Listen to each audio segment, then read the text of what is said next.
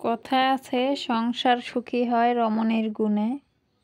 তারপরে একটা লাইন আছে, সেটা অনেকেই বলে না। তো সেটা হচ্ছে, গুণবান পতি যদি থাকে তার সনে। আমি অনেককেই বলতে শুনেছি এরকম যে সংসার সুখী হয় রমণীর গুণে, কিন্তু বাকি লাইন আর বলে না তারা।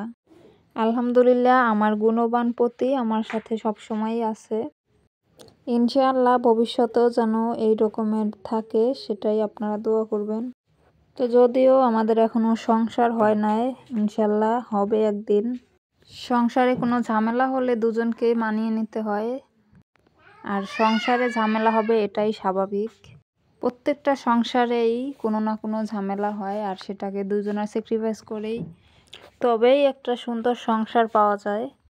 এই চাটা খেয়ে আসছিল সে বাজার থেকে, খেয়ে দেখলো যে বেশ ভালোই লাগে, তার কাছে ভালো লাগছে, তো এই জন্য আবার নিয়ে আসছে আমার জন্য একটা, আমাকে টেস্ট করাইতে আর কি, যে কেমন লাগে, তার কাছে ভালো লাগছে তো আমার জন্য নিয়ে আসছে আর কি।